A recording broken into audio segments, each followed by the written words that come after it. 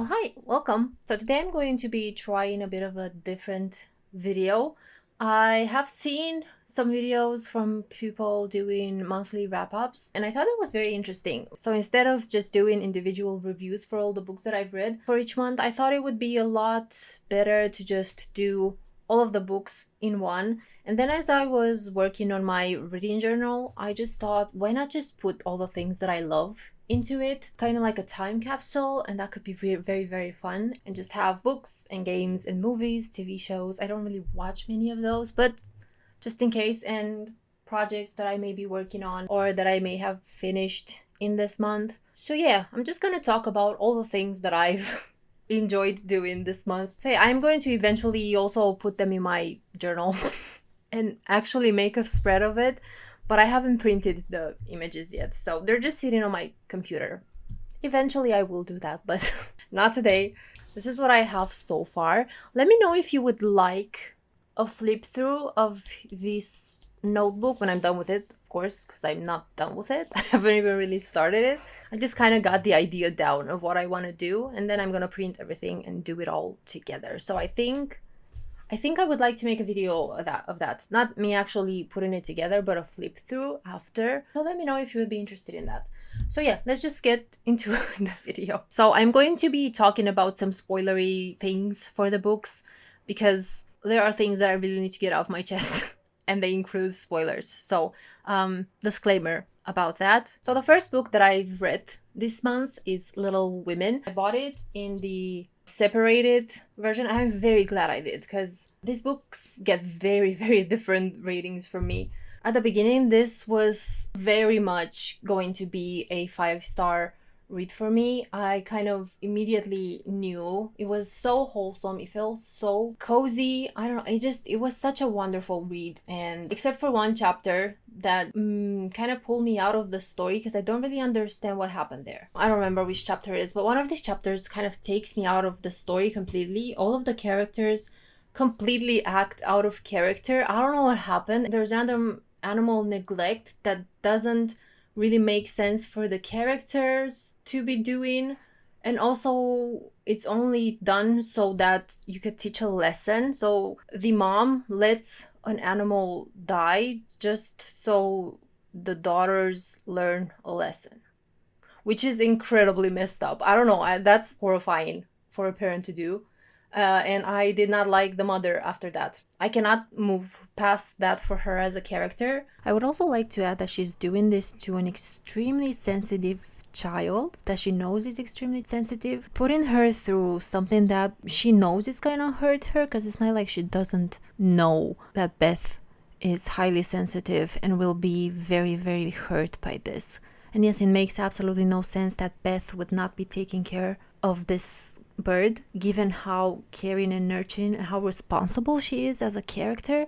I just do not understand what happened. And then the book just goes back to being wholesome and completely normal, as if nothing happened. So I don't understand what that chapter was doing. It has no place in this book. It's the only one that's messed up. The rest of it is wonderful, and then just one chapter completely changes everything for absolutely no reason. There are other ways to teach lessons that don't involve traumatizing your children. My favorite character is Jo. I adored her. I thought she was so fun and such a progressive character for the time. I really liked her. I like how she acts. I like how she talks. I like that she has interests that are not just, oh, I just want to be a boy and then all I care about is boy things. No, she has interests of her own regardless. She's into writing and reading romance and poetry, and she's quite nurturing as well. So she's a very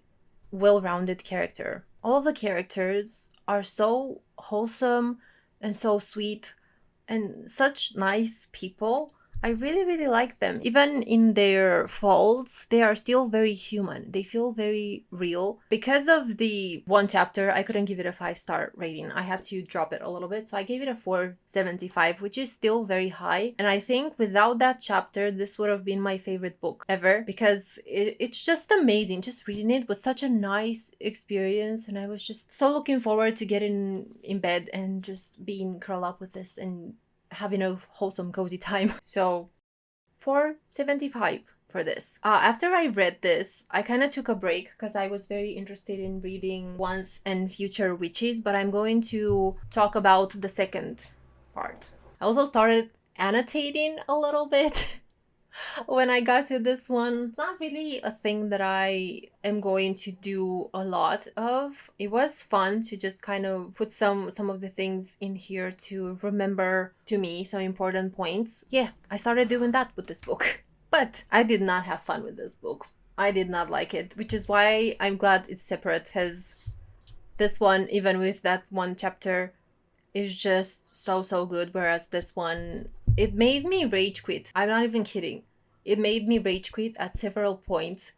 I've never experienced that with the book. The characters just completely forget who they are. So from being very progressive characters in their own ways, because not everyone is progressive, but they felt very interesting, and then they could just kind of go to being the average person in this time period, it felt like to me. So Jo goes from being this feminist, I guess, girl and just wanting more for herself than just being a wife and a mother, and actually having the ability to do that, because it's one thing to want things for yourself, it's another to go out and do them and make sure you achieve them. And she does that throughout the first book and throughout the first half of this book.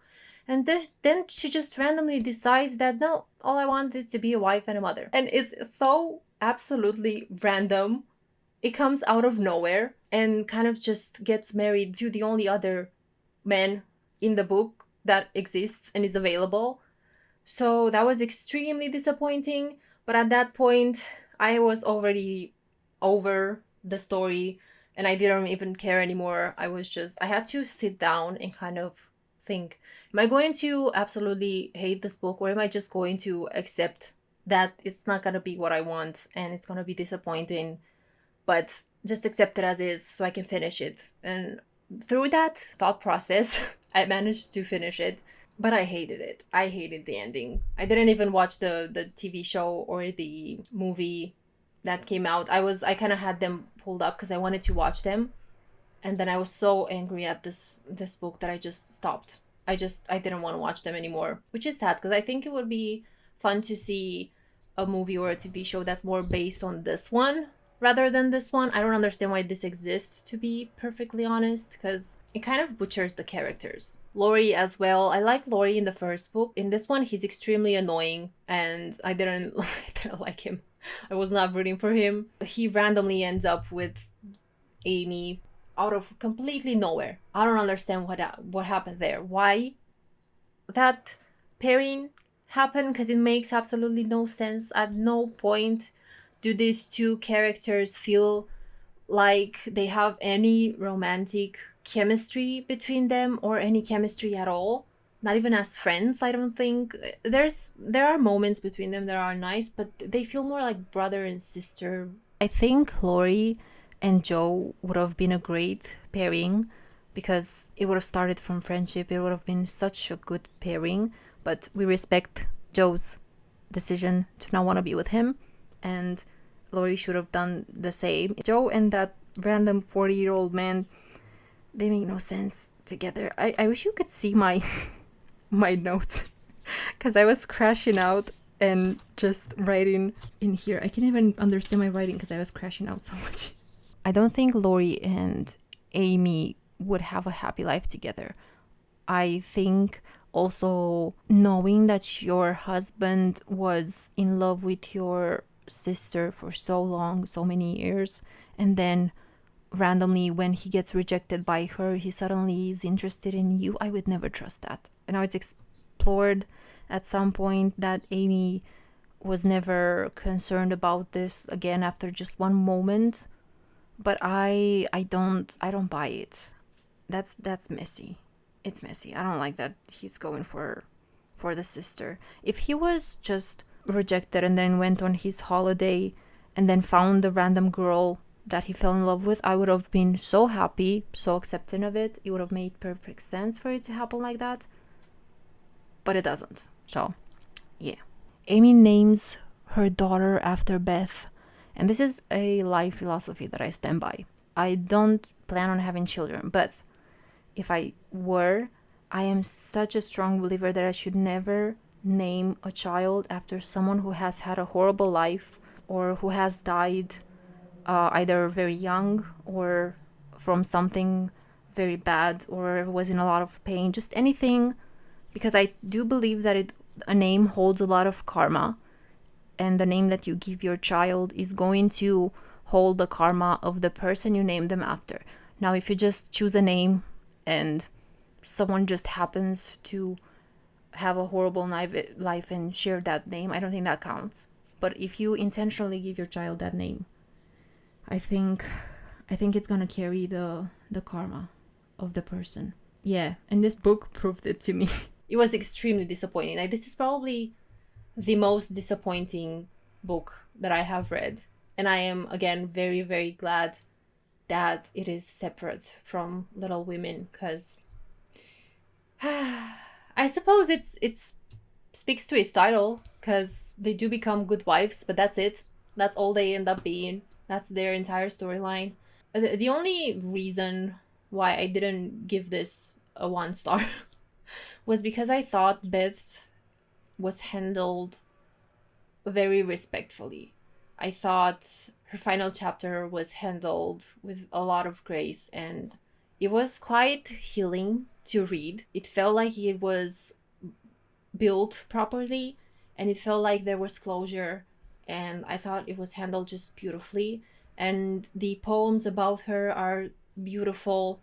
So I did really like that, but extremely disappointed outside of that. I did give it 3 stars because of that, but I think I should have gave it lower because of how much I hate it. Like, I actually wanted to throw the book when I got to the Amy and Laurie part. It was so annoying and disappointing, and I felt so bad for it. Oh, another thing that I really loved about this first book, the girls have a club, and they write newspapers for themselves.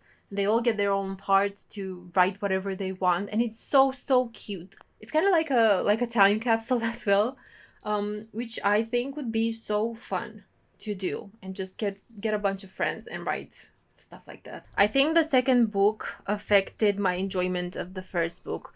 When I finished the first book, I was dead set on rereading it very soon because it was so nice to me. But knowing where the girls' journey goes, I don't think I'm open to reading the first book again.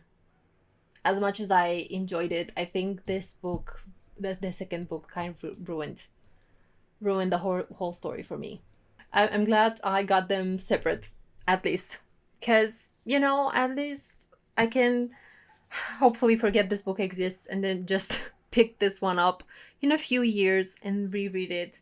It's funny though, because I did give it 3 stars, but I think I was too generous with it, and I think I gave it 3 stars solely because of how Beth was handled.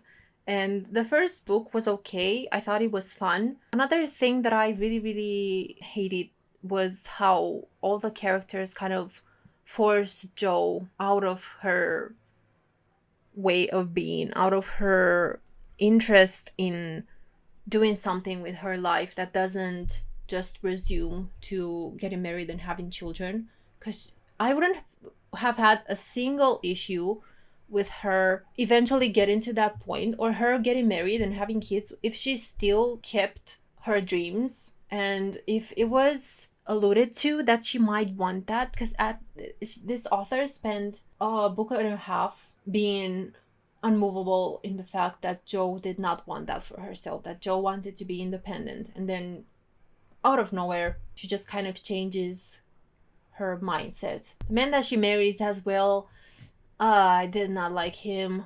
He was interesting as a friend, as a character in his own, but then he also shames her for her writing. So I'm guessing she's not going to go back to writing while she's married to him, or at least she's not going to write what she wants. I don't understand why these people are constantly making her feel bad for being a writer and writing what she wants. And there's absolutely nothing wrong with her writing specific stories to get money out of.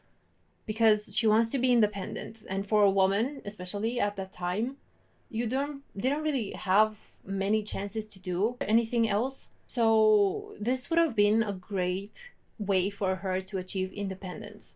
So it was very, very sad that this is where we went with the rest of the story. It was disappointing. Anyways, let's move to the third book. So the third book that I want to talk about is The Once and Future Witches. Again, this book started off by being almost a 6-star read for me.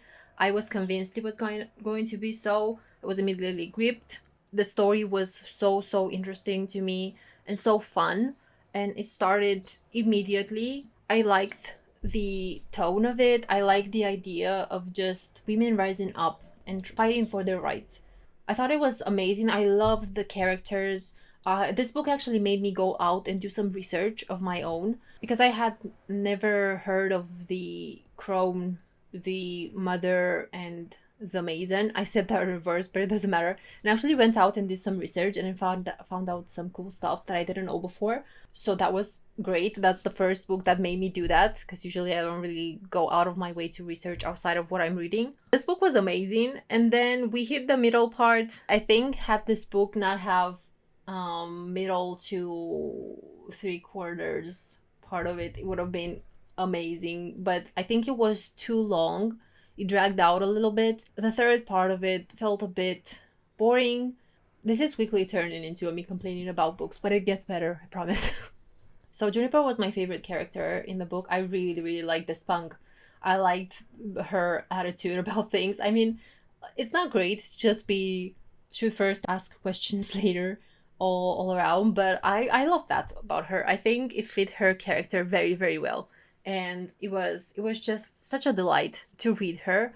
And I do love that there is growth for the characters. I didn't like the ending, of course. Again, I think I just like happy endings. And I think this book doesn't really have an ending. It's very much left floating. Nothing gets resolved, really. We get rid of the big bad, but the issue itself doesn't get resolved, because the main villain was not the issue in this book. We were trying to get rights, to get human rights for women, and then just randomly it ends with one villain being removed from the earth, but not really resolving much. So again, the ending wasn't what I wanted it to, but it wasn't as disappointing as Good Wives was. It wasn't that bad. It was okay. I wasn't in love with it, but it wasn't like I hated it. It was okay. However, the parts leading up to the ending, like the first beginning of the end, was amazing. I got chills reading it, and I felt like I was there. And I love a moment where people come together and stand together. So that had that at the first part of the ending, and I loved it. And I wished it would have kept at that pace. I wish it would have ended with that still. And I wish we would have had achieved something.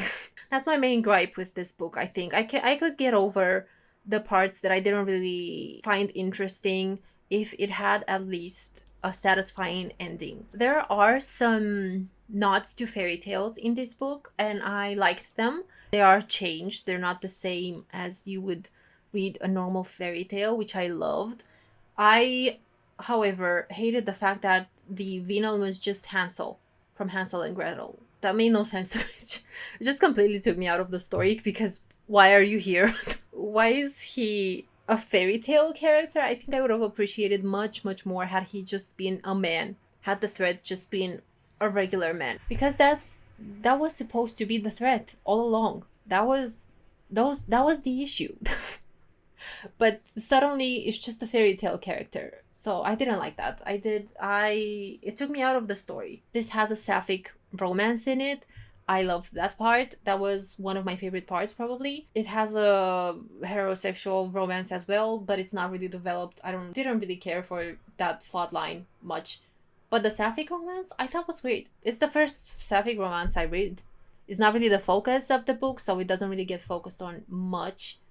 But it is the most important romantic relationship in this book, and I liked it. It was a great introduction for me, I think, to sapphic romances. Also, this has an amazing part at the beginning. I actually laughed.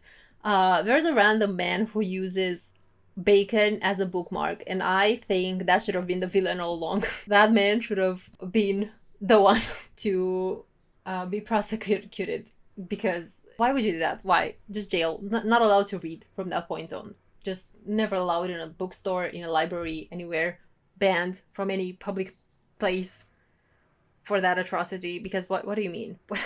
It was a little bit predictable who the villain was while I was reading it, but that didn't take away from the enjoyment at all. I still liked it until Hansel popped up, but until then, great, loved it. So I did end up giving it 4.5 stars. I know I complained about a bunch of things from it. Overall, it was still enjoyable. I still really liked it, with the exception of a few things. So yeah, I guess endings, while I like a good happy ending, if it's done acceptably well, it's not gonna make me enjoy the book less. It wasn't what I wanted it to be, but I can accept that it doesn't need to be what I want it to be and enjoy it for what it is. I would read more from this author though. I'm very, very curious, and I think I have on my TBR some books from this author, because I like the way they write quite a lot. So I'm interested to dive a little deeper into the other books that I've written. After this book, I got a library card. Well, not after this one, after Good Vibes. I decided to get a library card, and I got The Waves by Virginia Woolf. I read about 20 pages of it, and it broke my brain. I hated it. It was my first DNF of the year. I couldn't get through it, and I returned it. But yeah, I'm not a dialogue. I don't understand how people, there's talk these days that there are people who only read the dialogue in books. How do you understand anything? Because even when the book was intentionally made to be just dialogue, it was hurting my brain. I understood what was happening, but it was so difficult to get through that I just quit. One of my besties described her writing as very dense, and I think that makes perfect sense, because that's what it felt like. It was very undigestible to me, because I picked it up because I heard people say good things about it. It was recommended from a YouTube video that I watched, and I was curious. I think I just cannot do stream of consciousness books. I'm not sure if that's the genre you would fall under, but it did feel like stream of consciousness reading, and I couldn't. I couldn't do it, even though I write like that when I type to people and we are having debates or something. I kind of just blurt out everything. That's how I talk best. I'm not someone who can structure their thoughts when they speak, and that's kind of how I do my videos. And even for someone who does that and who doesn't mind hearing people talk like that, this was way, way too much. I returned it, and then I picked up Assassin's Apprentice. It's in Romanian. This is not in English. And I was curious to see how I would be able to read in Romanian. And I was surprised to see that I read at the same speed. I actually read this at a lower speed than I do in English, which was surprising to me. I picked this up and I got to page 46, and then I DNF'd it. I loved the story. It was very fun, but I got to the animal abuse part, and I cannot do that. I think it was very sad because I was very curious to see where the story went, but given the context that was kind of set up from that point, I just couldn't continue it. If you've read this book, please let me know if that is only a one-time thing and then it's fine. Even so, I would skip that chapter probably entirely and just pick it up from the next one if it doesn't continue that way. But animal abuse is a trigger warning for it, so I'm expecting it to probably have a lot of it. I was immediately out. I closed the book, put it on my night table, and picked a new one up because absolutely we're not doing that.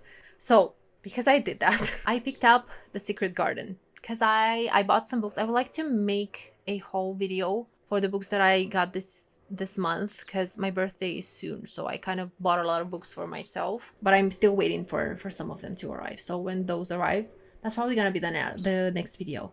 Look at this cover. It's so pretty. It has foiling. I don't know if you can tell it. Oh, look. Okay. In that lighting, you can tell that it has foiling. Beautiful. I love all of the covers of these books.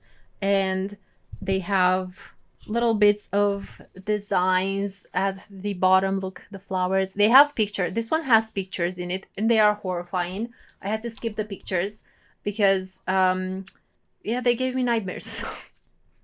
So I did not look at the pictures, but the book, loved it. This is such a good book. It is a children's book, I assume, so nothing much happens from a dramatic standpoint, but everything that happens, I think, is so well written and very cozy.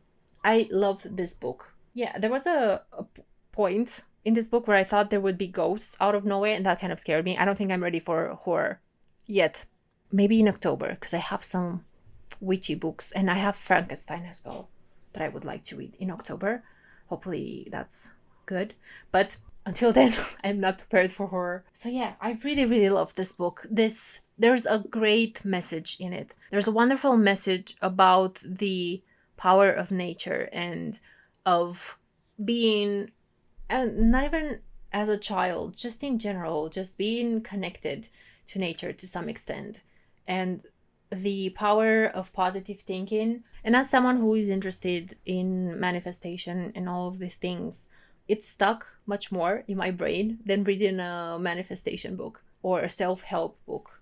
And I think that was an interesting thing to discover about myself, that this book, which is fiction, settled more in my brain than a whole book about manifestation and about self-help and positivity would. There's random racism in it, just absolutely out of nowhere. Out of nowhere, we're being racist. It's just 2 sentences, but it was just so random. It took me out. I was kind of staring at it, of what is happening.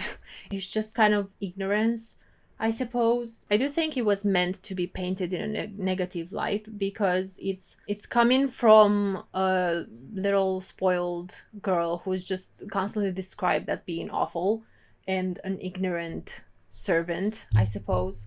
So it is painted in a negative light from that perspective, but it feels so out of nowhere, and it happens once and then there's never again anything brought up about it. Very random. But yes, I am very excited to read more from this author, because I think I really like the way she writes, and this felt very cozy. It was a great book to read. Overall, I gave it 4 stars. I loved it, obviously, but it is a children's book. I don't know, I cannot give it 5 stars, even though I've loved it, because I don't have any major gripes with it. I gave a higher rating to books that I've complained about a lot. Maybe I should rethink my ratings. This was a great read. Would I reread it though? I wouldn't reread it. I think that's the issue. I would not reread it. I would read it to a child. I think it would be amazing for a child to read. And I think for a first read, I would recommend it to everyone. If you've never read this book, I definitely would recommend it to everyone. But I wouldn't reread it. So I think that's why I cannot give it a 5 stars. Maybe at the end of the year, once it's had more time to settle in my brain, I will have a different rating. It feels I don't know, it feels, 4 stars it feels too low, but then 5 stars doesn't feel right either. I've never been more confused about a rating for a book that I enjoyed. So those were all of the books that I've read this July, and I did start another one, of course, because I read every night. I'm about 50 pages into it, but I'm going to talk about it in next month's wrap-up.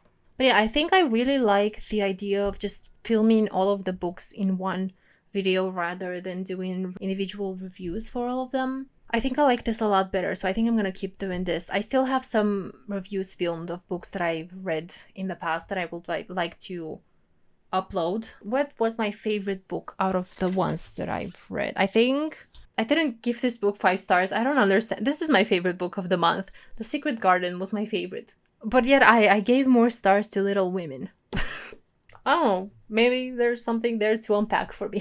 Okay, so let's move on to the rest of the things that I'm going to talk about. I have a second channel that's technically my first channel. I've had it since 2019, I think. And I've been posting on it on and off. It's gaming. I am working on a gaming video. So this month I have been playing a lot of Coral Island, because that's what I'm trying to do for the first comeback video. So I've been playing a lot of Coral Island, and I actually absolutely adore it. And It's been so much fun. I really like a farming sim. I think I already know who I want to marry, but I've started a second playthrough already. So I don't know if I'm ever gonna marry anyone. I'm not really interested in getting married in the games. Something about that just, I don't look forward to that. There are so many other things that I want to do in the games, and none of them are getting married or dating. So yeah, I'm not gonna talk about that, but if you are interested and would like to see that, then I'm going to link the channel. It's gonna take me a while. I don't know why I'm very slow with it. I have to script things, and scripting is taking so long. We are looking at 40 hours of footage that I have to sift through and script, and then edit, and then record the voiceover and put it all together. So it's taking a very long time, but eventually it will be up. Eventually. I did finish a paint by numbers though this month, and I've been working on it for a few months, but I wanted to share, look how beautiful this is. I love paint by numbers sets. I have a lot around the room and around my parents' house, and this one is my favorite. I think this is beautiful. It looks stunning. I absolutely love it. Can I paint like this without the paint by numbers? No, absolutely not. I cannot. I do like painting just in general, but I cannot do that without it. I don't have the patience to learn to paint like that without a paint by number set. I'm also working on a crochet. I'm doing a lot of granny squares, and I think I'm losing my mind. I have to do about 60, over 60 actually, to make a sweater, a cardigan. I actually already finished the vest part. It's not put together completely, but I already finished the vest part. I do think it looks quite pretty. I think it's gonna look very nice. I'm gonna show you what it looks like. I think it's gonna look very pretty. I think this would look beautiful as a blanket as well.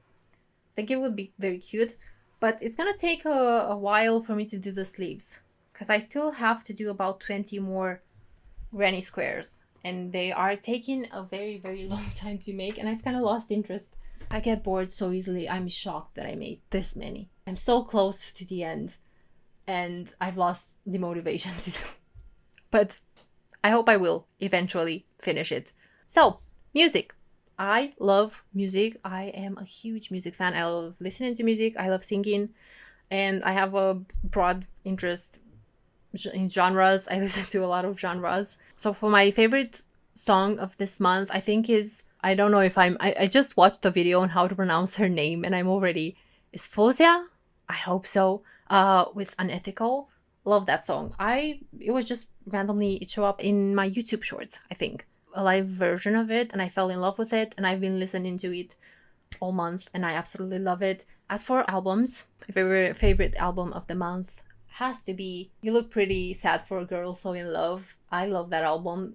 Most of the songs on it are amazing. I cannot wait to get a vinyl player and also the vinyl for the album, because I would love to own more physical media. That is something that I'm looking forward to once I have my own place and I have space to display it, because this room is already very crowded. Thank you so much for watching this video. I hope you enjoyed it. If you did, please give it a thumbs up, and don't forget to subscribe, and let me know what are some books or music or hobbies that you have enjoyed this month. Please, I would love to hear.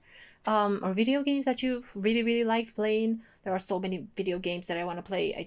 I don't know where to find the time to do all the things that I want to do. Having lots of interests is great, but also very difficult to find the time for all of them. Yes, I'm gonna leave you with that. I hope you have a wonderful day or night ahead, and I will be seeing you in my next video, which is probably going to be a book haul. Okay, bye!